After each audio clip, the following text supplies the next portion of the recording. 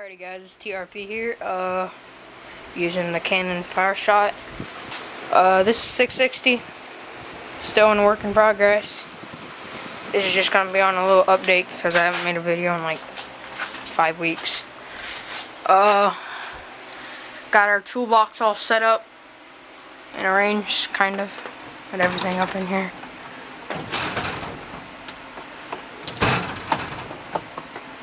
That's just a mess. All those. Got all those. Oh, that's empty. Those.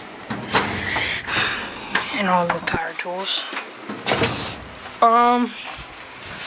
The John Deere that I have, that was up here that I locked the careless rear end in.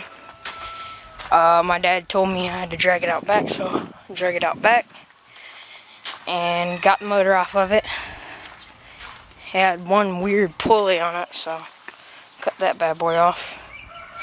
I got this motor right here. This is my racing motor, my 12 horse. It's not the overhead valves, it's the can't remember what they call them, but it's not the overhead, so it's the good motor. This is the 11 horse that came out of the John Deere. It's just looks like a pile of shit, so I'm not gonna deal with that. Motor's coming out of that. It's going on John Deere, and my Murray steering, I had it fixed, running it. I flipped it, and that ditch right there, I hit it way too fast, and it was deeper than I thought, and it buckled the whole front end, and it flipped over. The battery fell out of it. Peerless, that's in the John Deere.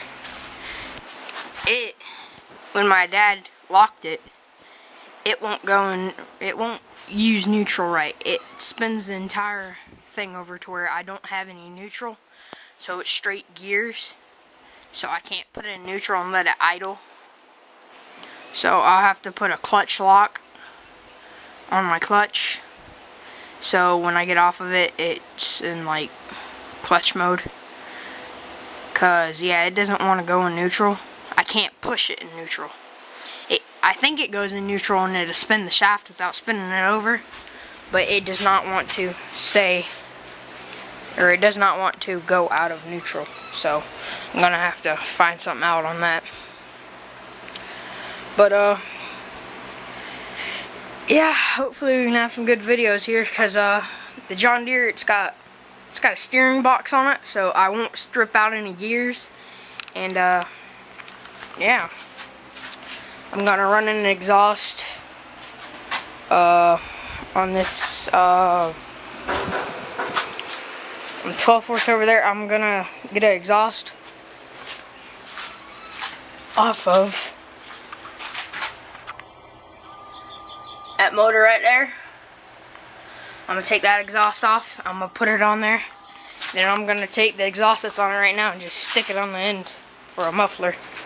And hopefully that'll keep a little bit of the noise down and keep it from blowing up, because give it a little bit more of extension instead of it coming straight out the motor and the exhaust. I might have to use the carburetor off that 11 horse and put it on that 12, because the 12 horse carburetor that I've got on there, it doesn't like to run with it. It likes to spit and sputter and pop, and it might just need to be tuned, but it does not like to run with it. So alright guys, TRP here. These are some of the tires that we got off of all the lawnmowers we junked.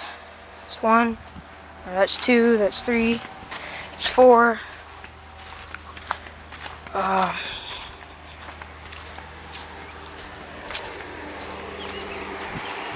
5, 6, 7, that's 8. Trying to hold y'all away from something. It's 9, that's 10. 10 tires off of lawnmowers, front and back. Oh, and we also got a bicycle tire right there. And that's the tire off. That's the front tire off of this tire right here. I cut it and I burnt that one off. It's my bear tracker. Alrighty, big surprise. This gas tank off the John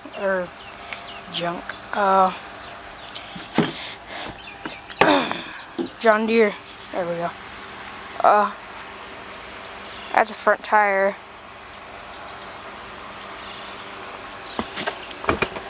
I just popped it. That sucks. That was just aired up. I must have ran it over a four-wheeler.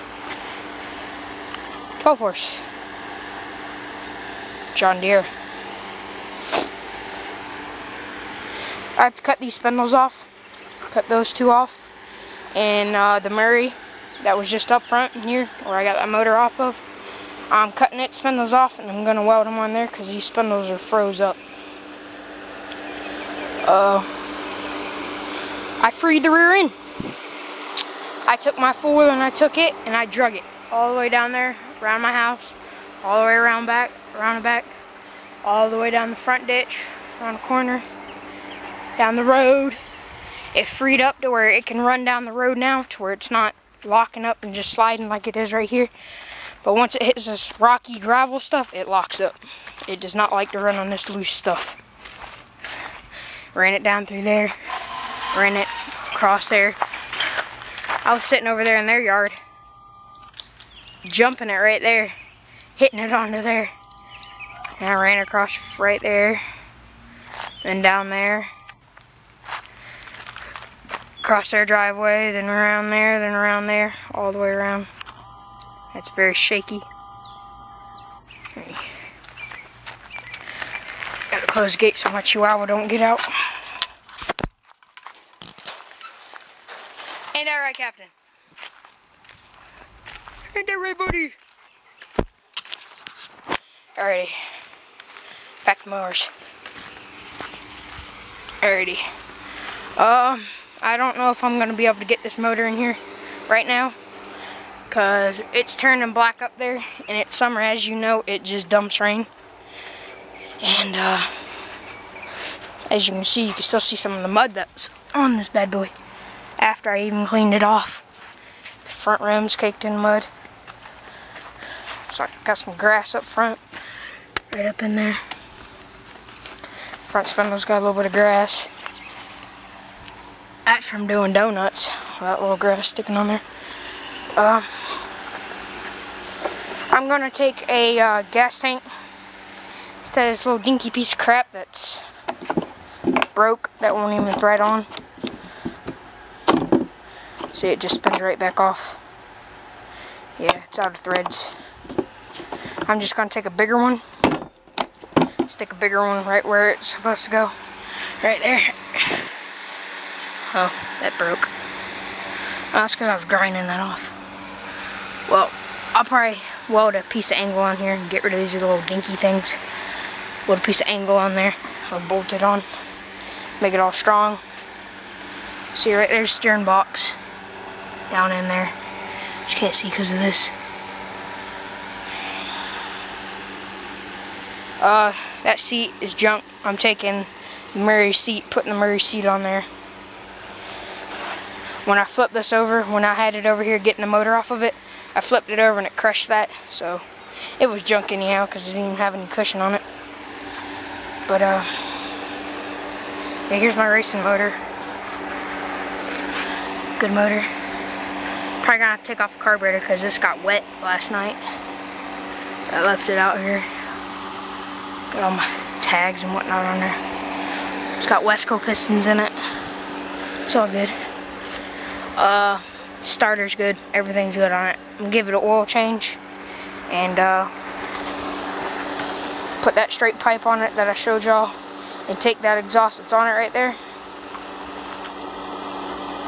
that little one, and put that on the tip of it, so I have a straight pipe with a muffler on the end of it, so it ain't as loud as my Murray, because my Murray's loud. But yeah, I freed up this rear end. It pushes now. It's pretty good. Yeah, I gotta have a fan out here so it might mess me up. But but I have to have this fan. It's just too dang hot out here. It's ridiculous. I'm gonna put this in with the other video I just made about an hour ago. Yeah, she's all locked up. She's got a 3-lug. Well, these are 5-lug tires, but it's got 3 little. Show you. If you follow me, ow! It's got that little 3 bolt little triangle looking little setup there. This one might be the one that gets the ATV tires, the rear ATV tires. And I'm gonna take those when I redo those. I'm probably gonna take the Banshee tires that we have in the garage. I'm gonna take those off, mount them with my 23 by 11 inch tires that are really knobby, that are brand new. Put them on there and put those on my mower and put the Banshee tires on there. I don't know yet. But yeah, this little 11 horse got the little carburetor on there. Those are bulletproof carburetors. And I mean bulletproof. My brother's 11 horse that's on his Murray, it's bulletproof. I don't care who you ask, it's bulletproof. We put that motor for everything.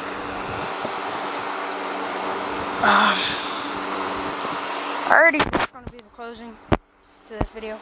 So, hopefully in my next video is when that motor's mounted and